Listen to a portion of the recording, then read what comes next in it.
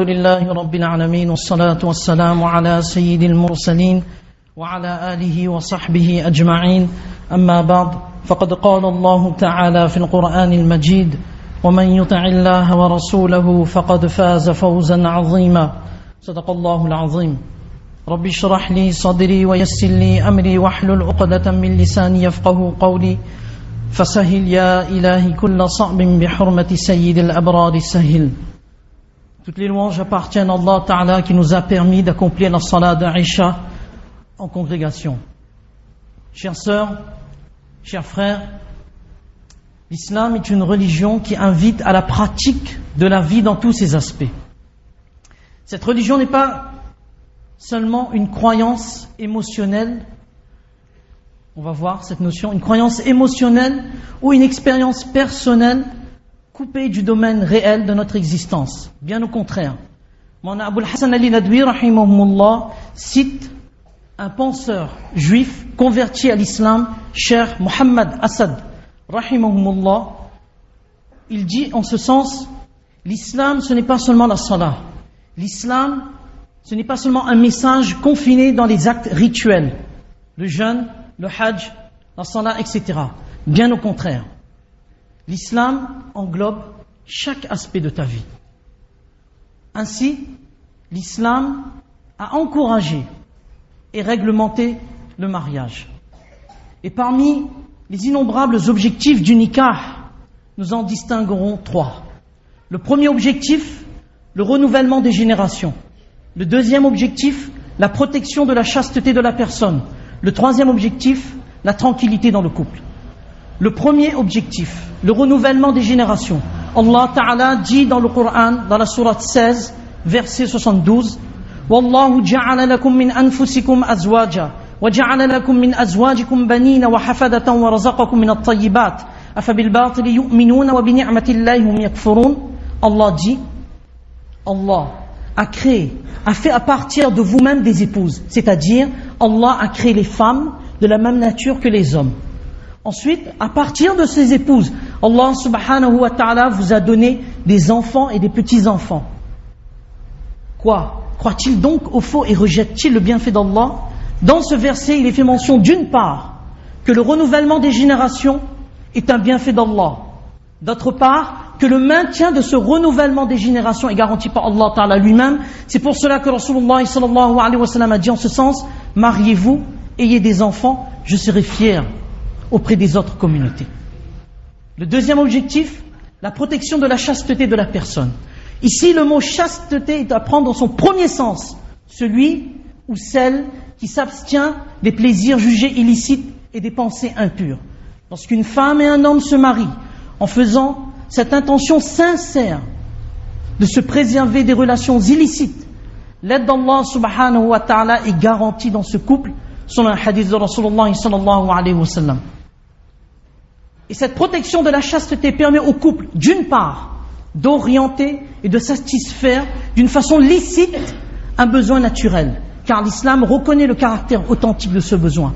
Et d'autre part, cette protection de la chasteté permet au couple de rechercher la satisfaction d'Allah, car le plaisir licite de l'homme envers son épouse et vice-versa est considéré comme un acte d'adoration, comme nous l'indique un autre hadith de Rasulullah sallallahu alayhi wa sallam.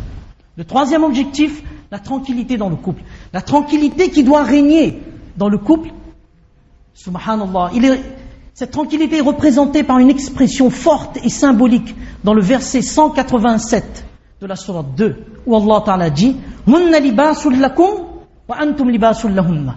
Elles sont pour vous un vêtement et vous êtes pour elles un vêtement. Allama Alousi rahimahullah dans son livre Ruhul Ma'ani cite un commentaire de ce verset où Hazrat Abdullah ibn Abbas radiyallahu anhuma dit ce verset, elles sont un vêtement pour vous et vous êtes un vêtement pour elles. Ay hunna sakanul lakum wa antum sakanul lahunna. C'est-à-dire vous êtes une source, les femmes sont une source de tranquillité pour les hommes et vous les hommes vous êtes une source de tranquillité pour les femmes. On Abdur Rashid Nu'mani rahimahullah dans son livre Lughatul Qur'an, il dit dans l'emploi même du mot vêtement, dans le verset, elles sont un vêtement, dans l'emploi même du mot vêtement, il faut entendre par là une quiétude réciproque dans le couple. C'est pour cela qu'Allama Khalid Saifullah Damat Barakatuhum écrit, c'est le propre de l'homme, c'est le propre de l'être humain de rechercher la tranquillité auprès d'autrui. Exemple, l'enfant recherche d'abord cette tranquillité auprès de ses parents, à travers amour et tendresse, ensuite à travers les autres membres de sa famille. Ensuite, lorsque cet enfant commence à grandir, ses moyens de tranquillité perdent peu à peu leur intensité. Ce n'est plus un enfant, il devient un adulte. Il passe à une autre étape de sa vie. Maintenant, cette tranquillité sera obtenue à travers l'épouse ou à travers l'époux.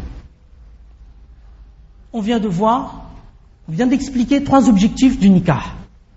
Le renouvellement des générations, la protection de la chasteté de la personne, la tranquillité dans le couple. Et pourquoi ces 3 objectifs? Simple. Pour nous montrer que le couple trouve son épanouissement, sa force, sa stabilité uniquement dans l'enseignement de l'islam. L'enseignement de l'islam est de montrer une méthode appropriée des rapports humains. Et en ce qui nous concerne ce soir, sur le respect de la future épouse, sur le respect du futur époux. Car l'amour, légalisé par le nikah, ce n'est pas seulement une simple satisfaction d'un désir, comme nous le suggère la société moderne. Bien au contraire, l'islam, l'amour c'est quoi en islam? Il s'accompagne de plaisir, mais il ne se limite pas au plaisir. L'islam t'enseigne, lorsque tu te maries, de nombreuses tâches, de nouvelles responsabilités t'attendent. Ainsi, les ulama disent que le nikah, c'est ce carrefour où se croisent les préoccupations religieuses, les préoccupations éducatives, les préoccupations affectives. Les préoccupations religieuses, est-ce qu'on va parler de din à la maison? Est-ce qu'on va parler de la grandeur d'Allah à la maison? Est-ce qu'on va parler de cet homme, l'homme par excellence, Rasulullah sallallahu alayhi wa sallam? Préoccupation éducative, cet enfant, est-ce qu'il reçoit une éducation saine? Est-ce que, lorsqu'il a atteint l'âge de la puberté, est-ce qu'il accomplit la salat? Cet enfant, est-ce qu'il respecte les membres de la maison? Préoccupation affective, maintenant je ne suis plus tout seul, je ne suis plus toute seule. En face de moi il y a un époux, en face de moi il y a une épouse. Se soucier de son bien-être, savoir écouter, savoir écouter. Cette attention mutuelle porte un message clair, tu existes à mes yeux. Qu'est-ce qu'on dit? Aimer, c'est trouver sa richesse hors de soi. C'est ça en islam l'amour. Aimer, c'est trouver sa richesse hors de soi. Bref, le mariage nous permet de prendre conscience de notre responsabilité de couple dans l'effort de iman, dans cet effort mutuel pour la progression de iman. C'est pour ça que les savants de l'islam disent que le mariage en islam, c'est une voie de conscientisation, c'est-à-dire faire prendre conscience aussi bien à l'épouse qu'à l'époux, qu'au-delà de l'union des cœurs. Il y a la réunion des préoccupations pour que l'islam soit toujours le guide de tous les aspects de ma vie conjugale. C'est ça le mariage en islam. Et c'est cet islam, c'est cet enseignement qui va encadrer, veiller à ce que le couple soit heureux, tout simplement, heureux. Le mot est simple, heureux.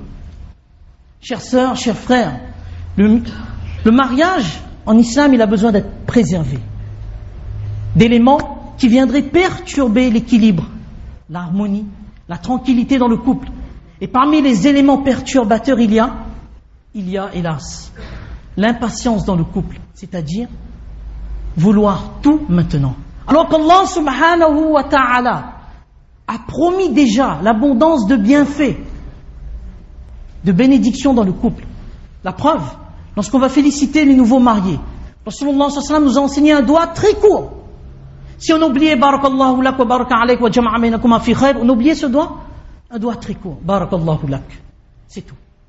C'est meilleur de dire barakallahu lak. Félicitations, d'accord. Barakallahu lak. Que la bénédiction d'Allah soit sur toi. Que l'abondance de bienfaits d'Allah t'enveloppe, ô cher ami, ô cher frère. N'oublions pas que la construction du foyer s'étale sur toute une vie. En remerciant Allah, en se contentant de ce qu'Allah subhanahu wa ta'ala nous a donné, il va augmenter ses faveurs sur nous. Un autre élément perturbateur, personne n'est parfait. La perfection n'existe pas, si ce n'est dans les personnalités des Anbiya alayhimus salatu wassalam, des prophètes alayhimus salatu wassalam. La perfection, si elle existe chez nous, c'est dans l'intention. C'est dans l'intention. On fait d'intentions nobles. C'est ça la perfection. Mais lorsque personne ne connaît la perfection, il y a chez l'époux ou chez l'épouse des erreurs,